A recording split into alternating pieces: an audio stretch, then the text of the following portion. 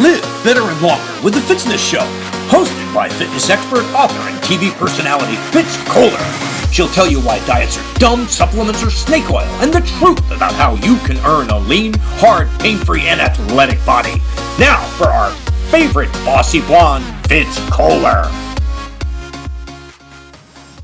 Hi team, I'm Fitz Kohler, your super bossy fitness pro from Fitzness.com, and welcome to the Fitzness Show. Today we're going to talk about body confidence and why you should have and how you can get it. Does that sound good?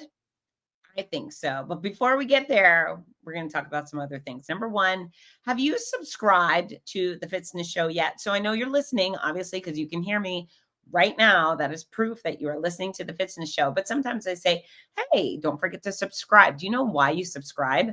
The reason you subscribe, wherever you listen, whether it's on Apple Music or Spotify or Amazon or Google Play, wherever it is, if you subscribe, that service will send you notification right when you wake up or in the evening. Whenever I click publish, it'll say then there's a new episode of the Fitzness Show. And so, for example, when you get up in the morning and you're all groggy and you're just not ready for stuff, you can get in the shower, put your cell phone up on the wall by your shampoo and play the Fitzness Show. And then I can get in your ear and get you pumped up and get you ready for the day. That's what those pokes are for. Those pokes are like, hey, bucko, you can do better. Let's go. And so if you get the notifications, then you can be first. And obviously I want you to listen first. I don't want those other people to hear the shows first. I want them to go into your head, and all the information goes from your brain or your ears into your brain and then work magic on your body, et cetera, et cetera. So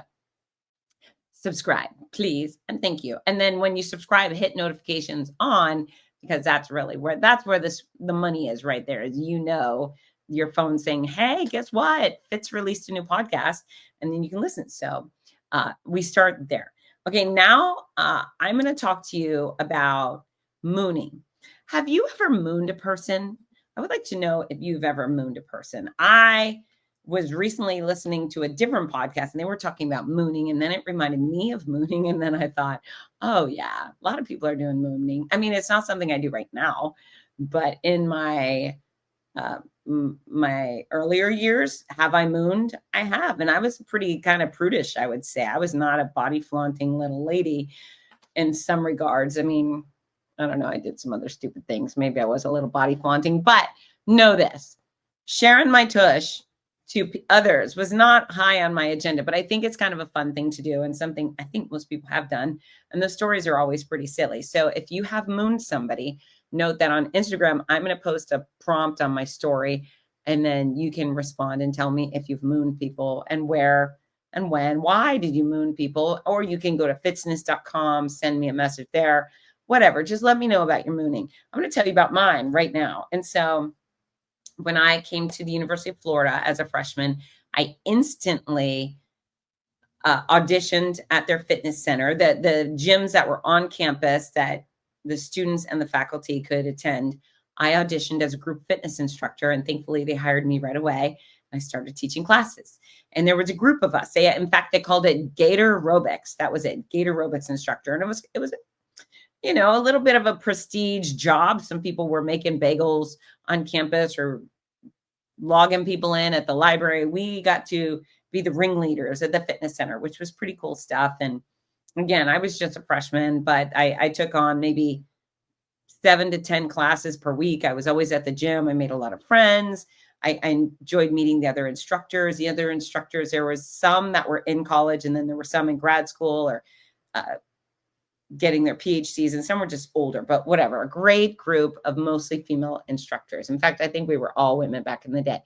But in my sophomore year, I showed back up for fall, and David Bowles, the director of all the fitness centers and rec sports, he offered to send a group of us to a fitness instructor conference in Atlanta, which was super cool. And I was invited, and I was very excited about that opportunity. I'd never been to a conference. In fact, I don't even know if I knew professional conferences existed at that point. So they took me, and I think it was maybe 5, 6 of the other instructors.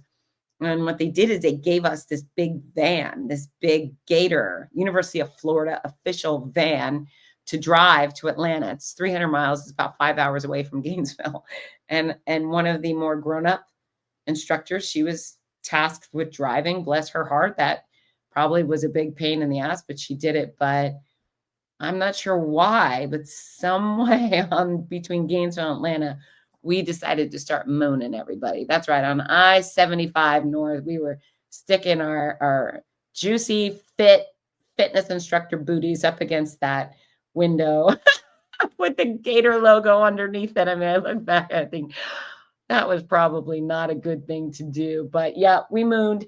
And if you're going to show a private part, I think your rear end is probably the least offensive to a family, right? It's more haha, tongue in cheek, funny, but tongue in cheek, not that cheek. Don't put your tongue in there.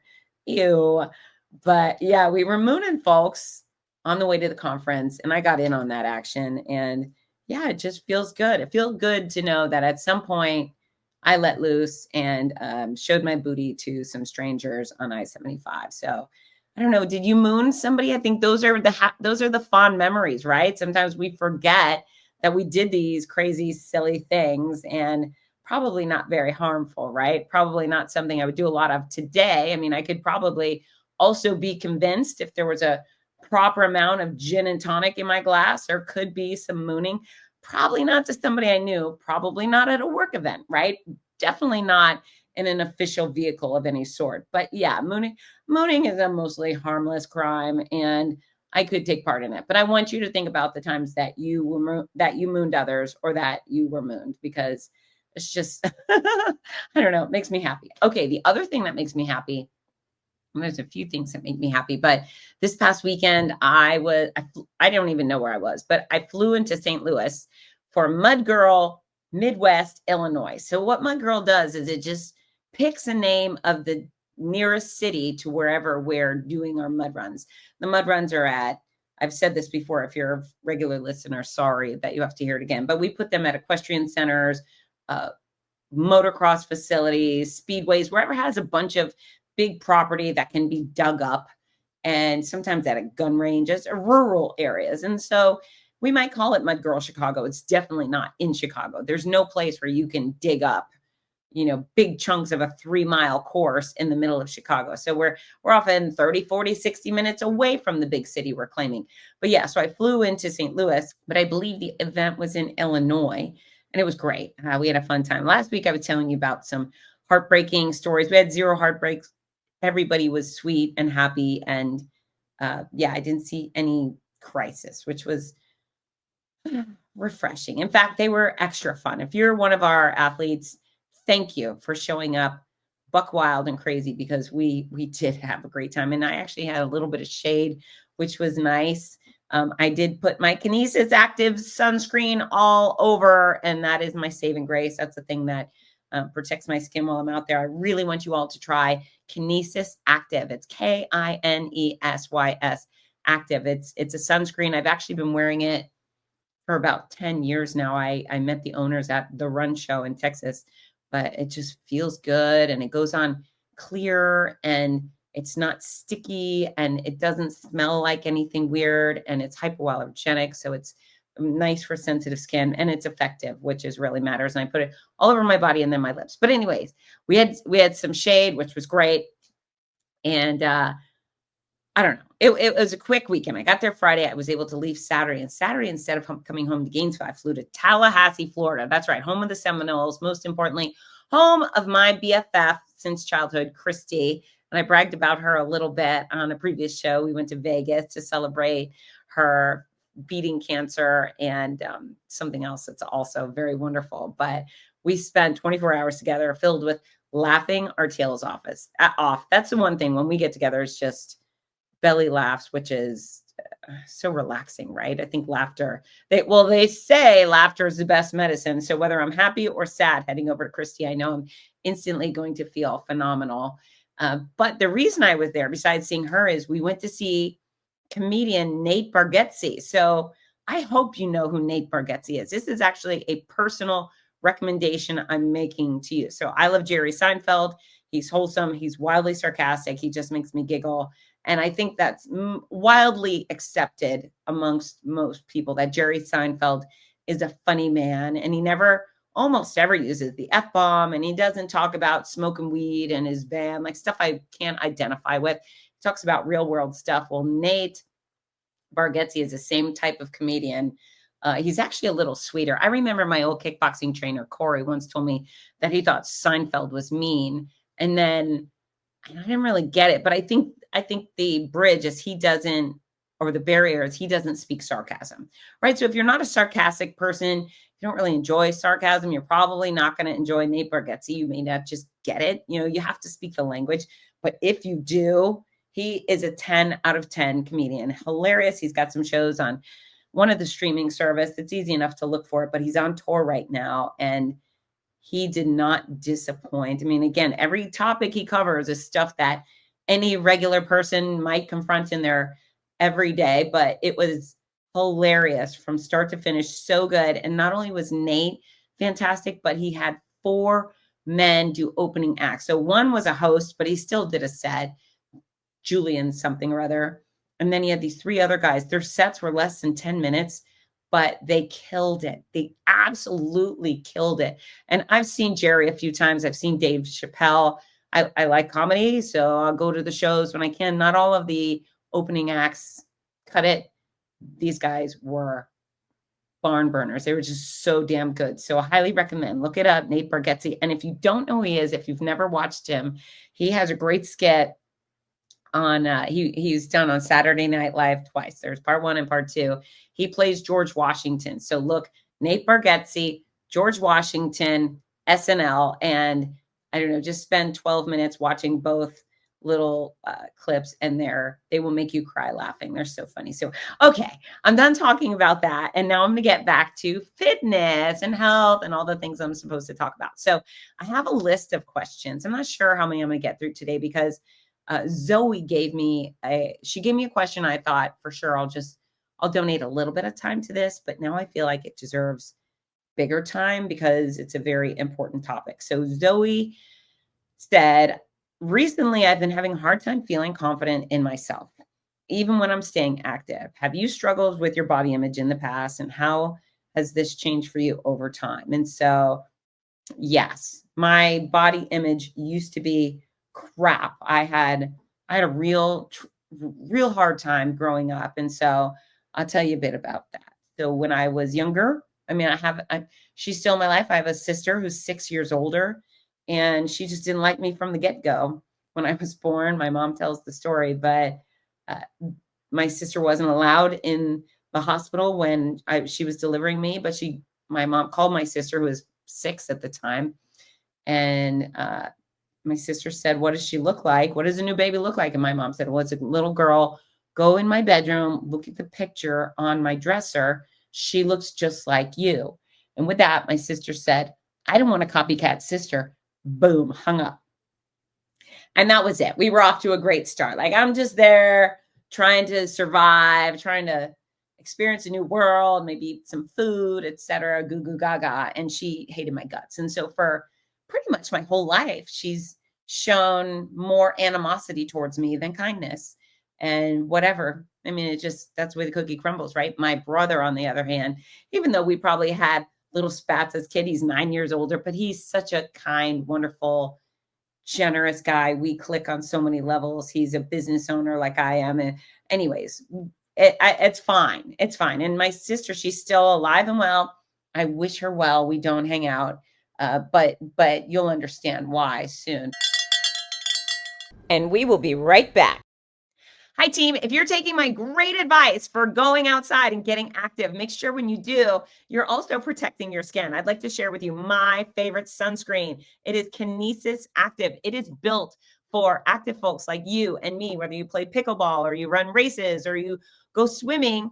Kinesis Active was built just for us. It's lightweight, it's hypoallergenic, it goes on gently and smoothly. It smells great and it does the job. You know what? I'll be out in the sun for hours on end. And of course, I reapply regularly, but if I have Kinesis Active, I'm not burning. I'm not burning anymore. You know what really matters to me is when I wear their Kinesis Active Pro Lip Balm. My lips aren't chapping, they aren't blistering, they aren't splitting. And holy mackerel, does that mean a lot? So when you go outside, give this brand a try. It's not the common stuff you see on your pharmacy shelves. It's above and beyond. And I put my life in their hands. I had my father and maternal grandmother die of melanoma, and I believe this is the stuff that's going to keep me from sharing that fate. It's KINESYS, active.com. Go do a little shopping. Tell them Fitz sent you. Get to work, team. Bye. We're back. So we started off in a mean way, and the way she targeted me from pretty young is to constantly call me fat. No, I wasn't. I was a lean little girl, at least until maybe I turned 14. I think I started packing on some weight, but I was a little string bean and we'd go to the beach together. She was 6 years older. She could drive. She had a car. So she would take me, and that's a nice deed, right? But when we get there, she would say, "You're so fat." And I wasn't at all. And so I would wear a big t-shirt at the beach, and then she would say, "Take that t-shirt off. You look stupid." And I would look at her and say, "Well, you just told me I was fat." And so that was constant. That was pretty much a daily occurrence for me from maybe the time I was 8 on. And she would also throw in, "You're fat and you suck at soccer." That was kind of her mantra. And she was an excellent soccer player. She played on 2 state championship high school soccer teams. I think she played on the national team. She really had a lot going for her. I wanted to be like her, but she just put me down all the time. And so even when I was very, trim for my poor little childhood body, I started getting this mindset that I was fat, that there was something wrong with me. The other nice little tidbit that she would throw in for me on the regular is that I was so tall. I was a jolly green giant that boys were never going to date me, and I would never wear high heels. Now, if you're out there like cringing, yeah, it was pretty cringy. And it's funny. And I think by the time I hit 5th grade, I definitely wasn't the tallest girl, but I was taller than a lot. I had friends who were smaller. And I think at that time, I started wishing I would be smaller. If I was just like them, and then of course, I wanted to wear high heels. I think most girls look forward to the day that they could put high heels on, but she was, beating it into me. "You will never wear high heels. You are the jolly green giant. Boys will never like you." Now, let me tell you, I was liking boys from the get-go. I remember having a crush in kindergarten, and that's just gone. Those crushing abilities have just gone bigger and bolder since then. So the thought that a boy would not want to date me was obviously devastating. So I was fat. I sucked at soccer. I played soccer. I wanted to be great. I rode the bench a lot. I really wasn't very good, but I wanted to be. And then I was too tall. So that was my good start on things. That was my childhood. Plus, my mom, who was of average size, was constantly saying, "I'm so fat," talking about herself. "I'm so fat. I'm so ugly. Look, don't take a picture of me. I'm horrible."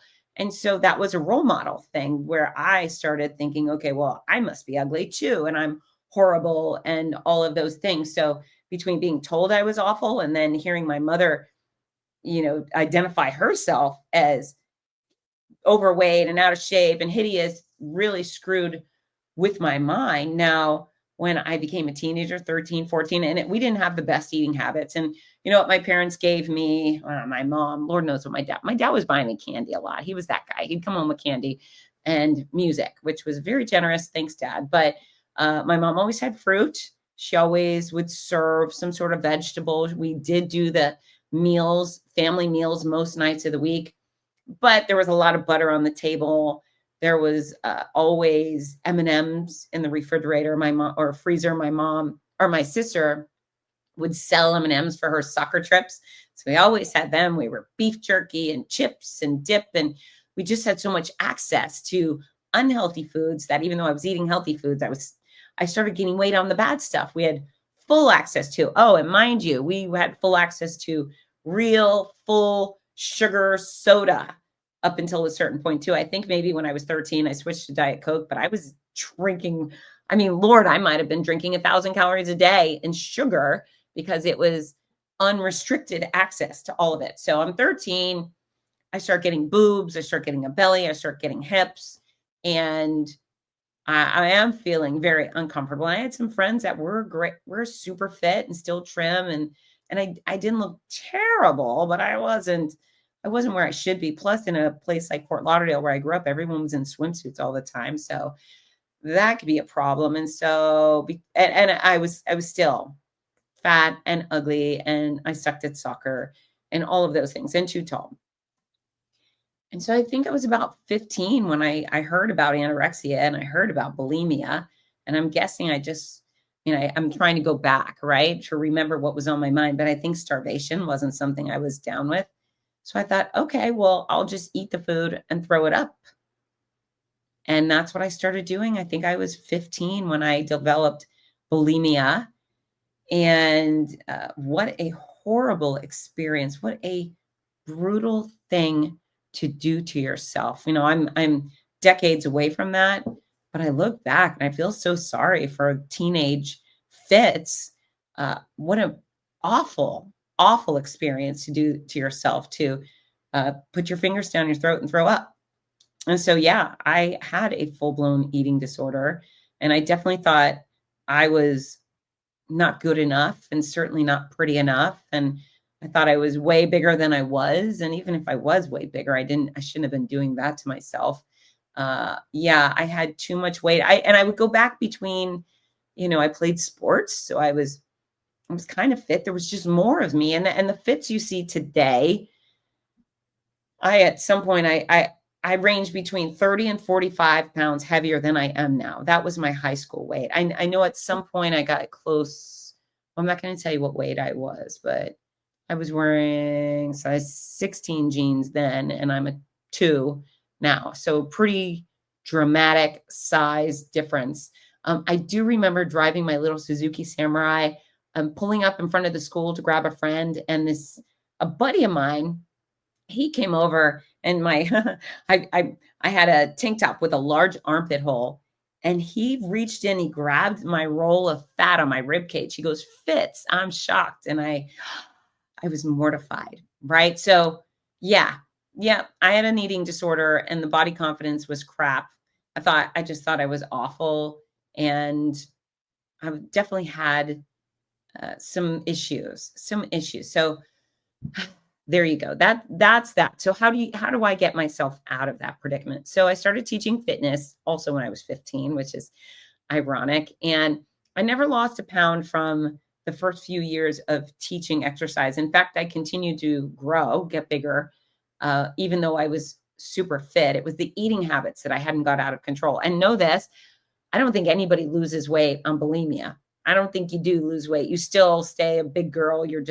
Or a big guy. You're just not, I don't know. I don't know. I don't have any good explanation for any of it, but I wasn't losing weight. I was just getting bigger, but my body shape did change. I went from smaller shoulders to stronger shoulders. I think my waist did shrink down a little bit, and I wasn't a catastrophe, but I wasn't what I should have been. And I definitely was very self-conscious. So I come to UF and I still have the eating disorder. And now I live in a dorm where there's a group bathroom, right? I don't have my own bathroom. I have to share with 30 other girls, and there's 4 stalls and 4 showers. And I remember trying to navigate. How do I go in there and puke when the other girls won't hear it or see it or whatever? So I did that for a while. And then I think one time I don't know, I ate too much pizza or chicken wings or whatever I was having. I wanted to throw up, and I couldn't because that group bathroom was occupied. And I'm sorry if I'm getting into too much detail. So you want to listen, turn it off. But this is the truth. Then why not share it if it benefits somebody else? So I'm in my dorm room, and I decide, okay, well, I'm just going to throw up here in my little garbage can. My roommate was out and the door was shut. And I did. I threw up in the garbage can in my bedroom. And for some reason, it was a particularly awful experience. And I'm so grateful for that particularly awful experience, because that actually helped me make change. And I'll tell you along the way, this is how sick I don't want to call it an eating disorder can be. I was actually recruited when I started teaching fitness at UF in my freshman year. I was recruited to be a part of a group called SAVE, SAVE, the acronym for Students, Attitudes, and Values About Eating. So when I went through this course to help people, to help prevent eating disorders, and I would go around to dorm and talk to people on why they shouldn't have an eating disorder.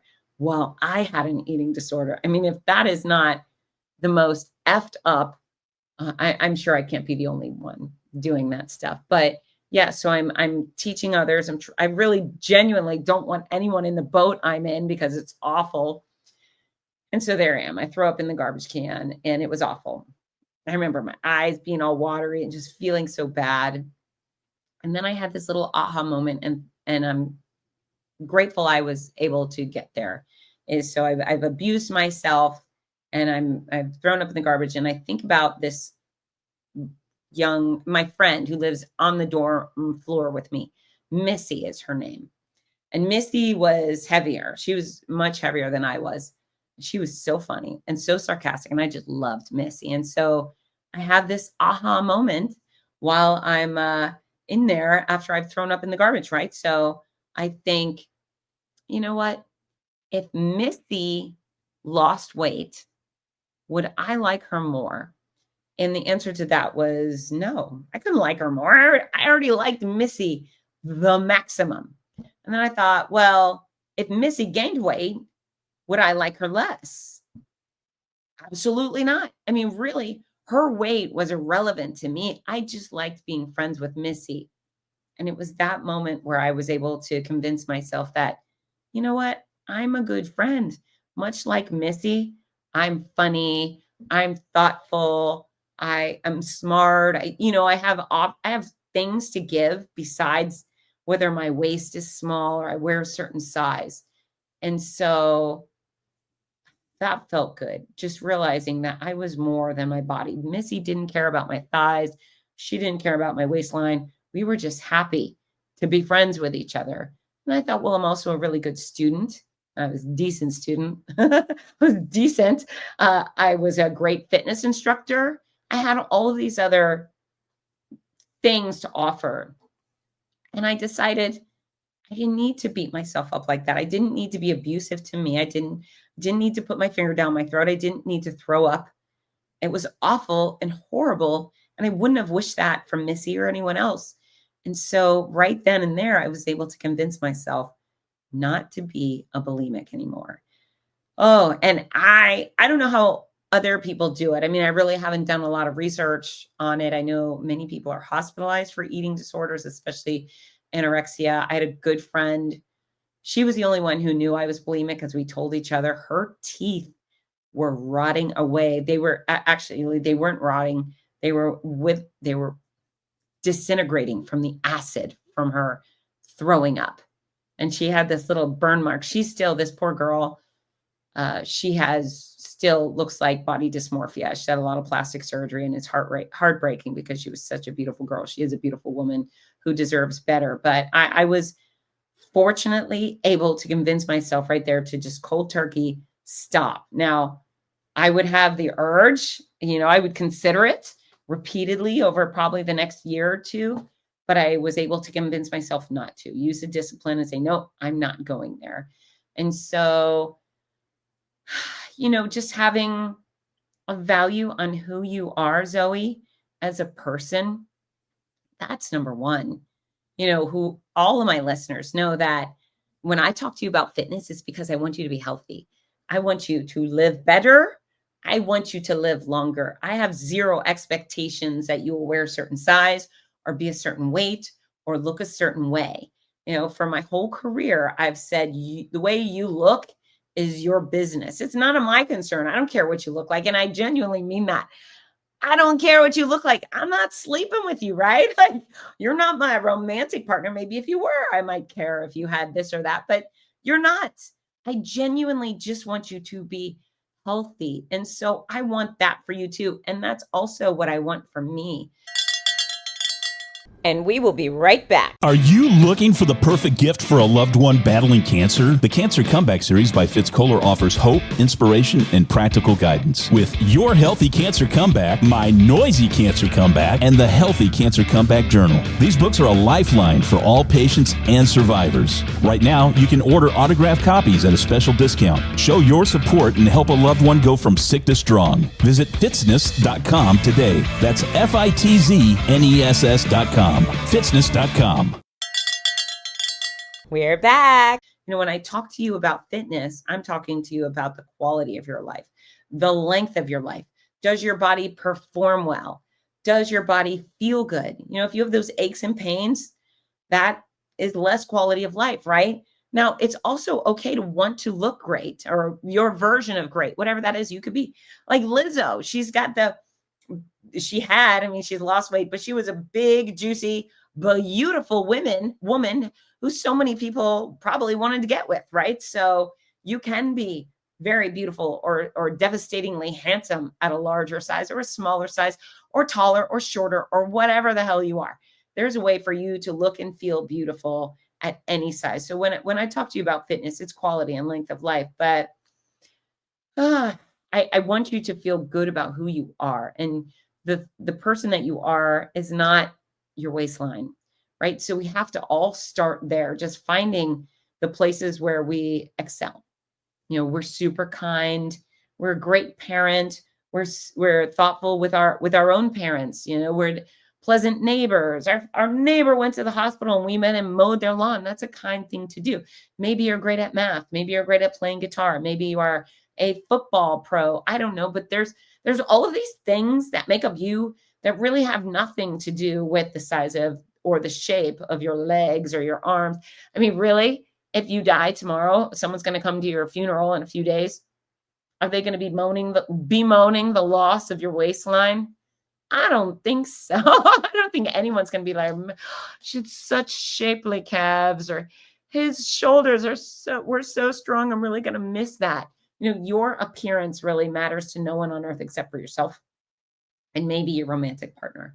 So know that you're bigger than that in the good way, right? Your being is bigger than all of that. So for confidence, focus on those things. Focus on the places you excel as a person.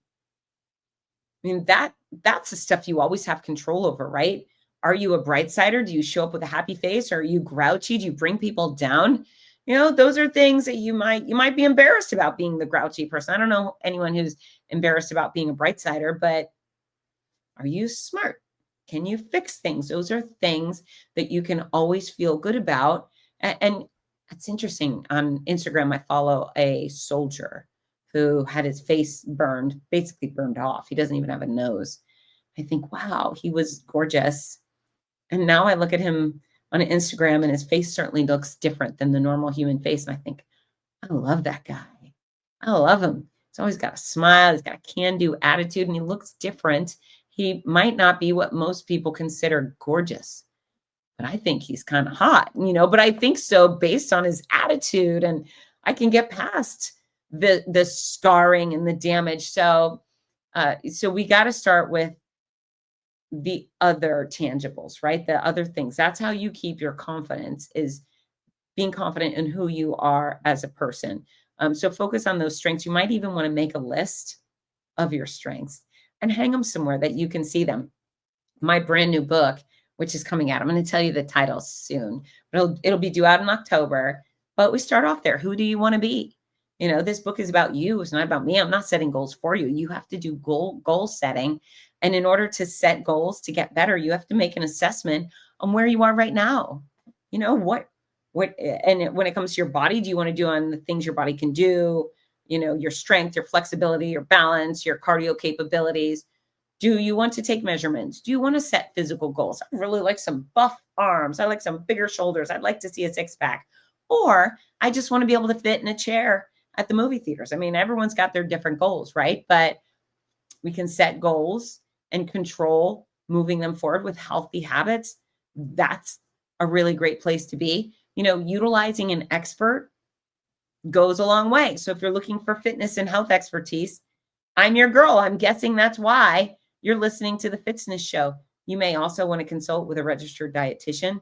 If you are abusing yourself, if you do have bulimia or anorexia or any range of those things, perhaps you go to a counselor that focuses on eating disorders and body image. That could be a great start. Going confessing to your doctor. Your doctors have heard it all. Your doctors aren't going to go gossip behind your back because it's illegal for them and you can sue them for every cent they have. But they'll receive the information. Maybe that'll make your blood work make a lot more sense. And maybe they'll steer you in the right direction. Your parent, your spouse, that might get complicated. Talking to a health professional shouldn't be complicated. They should be able to give you solutions, science-backed solutions for whatever you're dealing with. And of course, just speaking to a counselor could go a long way there. Make the positive changes. And so if you don't feel confident, now mind you, not everyone has an eating disorder. Just because I used to have one doesn't mean I'm suggesting you have one because you don't have body confidence, right? But if you don't like something about yourself, maybe you don't like the fact that you can't sing. All right, how would you would go to a singing lesson, right? You don't like that you can't run a mile. All right, well, you would start working on that. And so make a list of the things you'd like to improve and then start improving.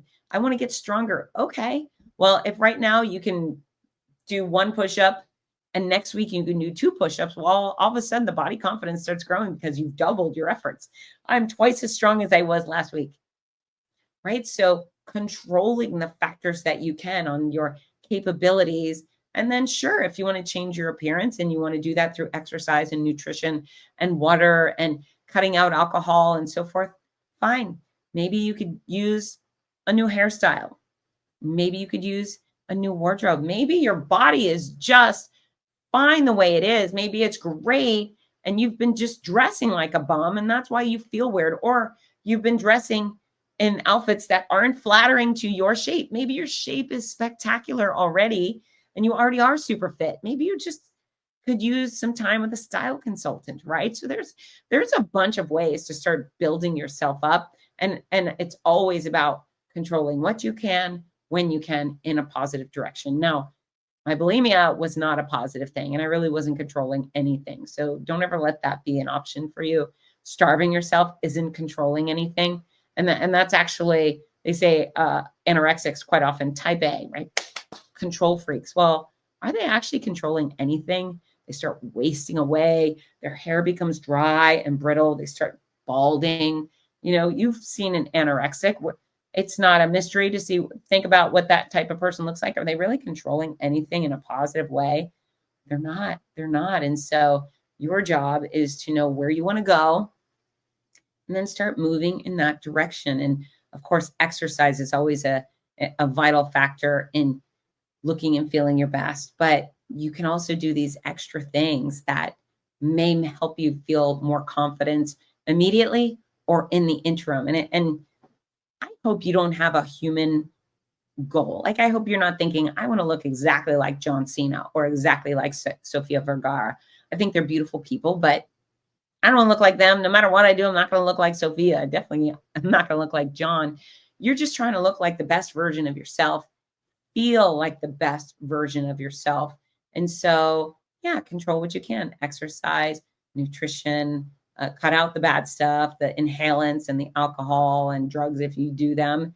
And then, start upgrading your wardrobe and your hairstyle and maybe learn how to put on makeup. Guys, maybe get a beard trimmer and, make that a little more stylish. But there's a lot of ways to feel confident, to improve your confidence. Also, you should celebrate. You should celebrate everything that's good about you. And I think you remember Stuart Smalley, the Saturday Night Live character. Look, there's 2 SNL references in one show. I don't know how that happened. But yeah, Stuart Smalley used to sit in front of a mirror and he would say, I'm good enough, I'm smart enough, and gosh darn it, people like me, or something like that. But there's some value to that, right? There is actually some value to you talking yourself up instead of putting yourself down. Really, the thing my mother did when she was constantly berating herself in front of her daughters set a horrendous example. And boy, do I love my mother. but she wasn't perfect. I'm not perfect. I'm sure my kids will look back one day and say, Mom did blank. And I'll say, oopsie daisies. I'm sorry. I was doing my best. But yeah, that wasn't good role modeling of my mom to trash herself like that. And then when I was back at college, I lived in a sorority house, and there was a girl who lived next to me, Julia. I'm not going to tell you her last name, but no, her name was Julia. And she was stunning. She had this beautiful golden skin and these big blue eyes. And she had this tight ringlet curl, blonde hair. She was so pretty. And she had just a fantastic figure. Oh, such a cute body. We were very good friends. And she would come into my room probably every day, probably 3 times a day, and say, do I look fat in this? Do I look fat? I feel fat. I look fat. And I would say, no, you don't look fat. You look great. And that was the thing my mother used to say, do I look fat? And then finally it hit me. And so at that point, I had lost a bunch of weight. I wasn't as lean as I am now, but I had definitely taken off a bunch of pounds, and I was feeling a lot more confident in my physique, and I wasn't a bulimic anymore, thank goodness. And so listening to Julia every single day, am I fat? Am I fat? Am I fat? I thought, holy cow, was I that annoying? When I ask that question, am I annoying like that? And so thanks to Julia's role modeling, I decided I would never ask that question again. Even when I was 8 months pregnant, I never said, do I look fat? I didn't do it. And we will be right back. Wouldn't it be fun to feel like a celebrity on race day? Imagine if all the spectators between the start and finish line were calling your name. Well, they would if they could. And that's why you have to tell them by ordering the Name Bib Kit at penandpaces.com. It's a waterproof, tear-proof bib. You can put it on your chest. It comes with 2 sets of alphabet stickers for you to write your name. And so as you cruise on by, everyone can say, go Katie, go Jamal, go Susie, whoever you are, they're going to cheer for you. I promise. It's a special way to race. I ran the Boston Marathon with my name on my sports bra. It felt like everybody in the town of Boston was cheering, go Fitz. And I want that for you too. So head on over to penandpaces.com right now, order your race bib, and have the time of your life. We're back. So sometimes you have to force yourself. You have to make better behavior a priority. You have to coach yourself up. You have to talk yourself up. You have to get in the mirror and say, Bob, Tim, you are awesome. You run fast. You lift heavy weights. You are great on the job. You're a wonderful friend. You are a winner, right? I don't know what we're going to say to ourselves, but you have to tell yourself while you're great. Ladies, same thing. You can gush about your beautiful eyes and your curvy wrists and your great style, right? And how generous you are with your time, and you drove your neighbor to go pick up her car from the mechanics. I don't know, whatever it is, you got to start talking to yourself as if you matter, that you're awesome and you're worthy of some affection and care. And you are. Think about anyone out there. Even there's some bad guys. Now, mind you, I am fairly ruthless. If you have hurt a child, if you've done any of these real bad felonies, I'm not even going to get into them because they could set me off. But I think rot in jail forever. I'm a big fan of the death penalty. Take that if you don't like it. Well, now you know I'm a big fan of appropriate punishment for people who have done heinous acts. But yeah, if I was in a room with one of those people serving a life sentence or something, I probably couldn't be mean. And I probably wouldn't feel good if that person were sitting there saying, I'm the worst. I'm ugly and I'm bad. It's own your crime, right? But it's not nice to be unkind to yourself. Nobody wants to see that. So whether you're on death row or you're singing in the choir and living that life, you should be nice to yourself. You should be nice to yourself. I know is this a lecture? Are you guys rolling your eyes now? But it matters. It really matters. Stop talking yourself down. If you get those urges, if you say, well, I'm no good at this.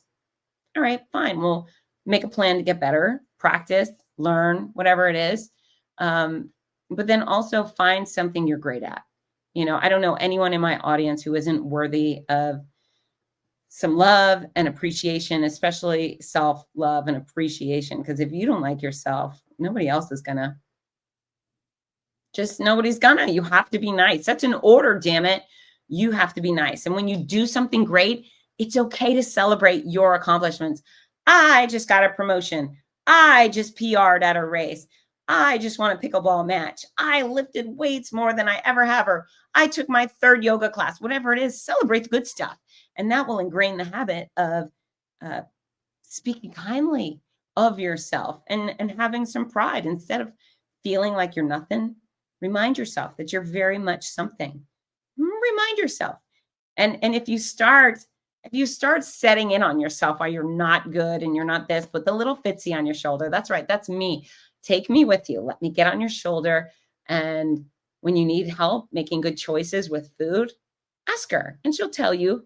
I think you already know the answers to which food options you should choose, but Fitzy will help you. Little Fitzy will do that. If you're sitting on the couch, not getting up to exercise, ask little Fitzy for a poke. She will give you the poke in the chest you need to get up and get going. And then when you need a little love, she's certainly going to tell you why you're the best and why she loves you so much. So yeah, it's important. It's important for you. And of course, if you have little humans that look up to you, it is so important for you to role model kindness and appreciation for yourself. So, oh my gosh, I actually have an arsenal of questions here, but I'm going to stop there because I think this was enough of a conversation. So yeah, I'm going to restate it. I didn't feel good about who I was as a kid. The big sister's still mean. So another thing I did for myself is I removed her from my social life. I wish her well. When our mother needs help, we can work together. Again, she's in her own little world. I wish her well. I think it was a very bold move for me to separate, right? For someone who was treating me poorly. And I hope that you will separate from anyone who's abusive towards you, whether they're physically or mentally abusive. If somebody treats you like you're garbage, they have not earned a special place in your world. In fact, you can hit block, you can hit delete, whether they are a blood relative, whether they are your twin, or just someone you used to date, a friend you used to have. If they are not respectful of you, they should not have a place at your table or a contact in your phone or any role in your life. It's just, that's one of those things you can do for yourself to make you feel good, right? Don't surround yourself with people who make you feel bad. And yeah, I think you're all pretty awesome. I don't know all of my listeners. There's a lot of you out there. And if I haven't met you, please say hi, because I live for these connections. But yeah, you deserve the better and the best. So yeah, live up to that. Live up to that expectations, folks. Alrighty. So communication tip of the week. Oh, you'll like this one. Listen to other people's bad speech habits. So my interns were working on this. If you watch reality TV, any of those love shows, you'll see it. The cast members will say like every other word. Like. You might say like every other word. That's a bad habit a lot of people have, especially Americans. So if you pick up on somebody else's terrible speech pattern, you'll start noticing it on your own. Within yourself, you'll start noticing every time you say like, when you're, it's okay to use the word like if you're referencing or expressing affection for somebody, but it's not okay to, well, like I'm a student and like I'm hoping to get a job and like sports and like, I don't know, move to the Carolinas, or like, no, I'm a student focusing on sports. I'd like to get a job in sports and I'd like to live in North Carolina, whatever it is. Be specific. Remove the word like. It has no value. You may also listen to people who say all the time. If that's a problem for you, laser focus on other people using those poor speech patterns. And when you focus on theirs, it will make you a little more conscious about your own, and you will start to cut out or cut down on those bad habits. The same thing for somebody talking with food in their mouth. If you see someone with poor dinner habits and they're smacking their lips, talking to you with food in their mouth, and you can see it all sloshing around in their mouth, lean in, look. That's right. Look into their mouth as their food sloshes around and decide if that's something you want for people to see in your face. Do you want them going to sleep at night thinking about broccoli and steak and whatever the heck was on your plate smashing around inside your face. That's probably pretty yucky. That's not the kind of confidence we want, right? We want people to see our best side. We chew with our mouth closed. So anyways, focus on the poor communication tips of others. And that, I think, will elevate yours significantly. And our song of the show is Speed Drive from Charlie XCX. It's from the Barbie album, and it's pretty hype. It's good. It'll get you pumped up for your workouts when you're lifting and you're dancing and you're on the elliptical and you move over to the Peloton. Speed Drive by Charlie XCX. I'm adding it. I think I've already added it to the Fitzness playlist, the free Fitzness Spotify playlist. If you need some fun workout music, just go there, click subscribe, and then you can access it all the time and listen to the music I love while you work out. Folks, I adore you. Please be kind to yourself. Be sweet. Be sweet. I hope nobody else has gone through the same type of eating disorder and lack of body confidence, but we can all work our way out of these things, right? Nobody's perfect. Life is hard, but it's about pushing the needle forward and always trying to get better. So I love you. Get to work. Bye, team. Bye. Hi, this is Rudy Novotny, the voice of America's Marathons. We all love how much running has benefited every aspect of our lives, so much so that most of us only wish we'd started sooner. Wouldn't it be wonderful to give the opportunity to children of today? Well, you can. The Morning Mile is a before-school walking and running program that gives children a chance to start each day in an active way while enjoying fun, music, and friends. That's every child, every day. It's also supported by a wonderful system of rewards, which keeps students highly motivated and frequently congratulated. Created by our favorite fitness expert, Fitz Kohler, Morning Milers across the country have run over 2 million miles and are having greater success with academics, behavior, and sports because of it. The Morning Mile is free to the child, free to the school, and is inexpensively funded by businesses or generous individuals. Help more kids get moving in the morning by visiting morningmile.com. Champion the program at your favorite school or find out more about sponsorship opportunities. That's morningmile.com. Long may you run.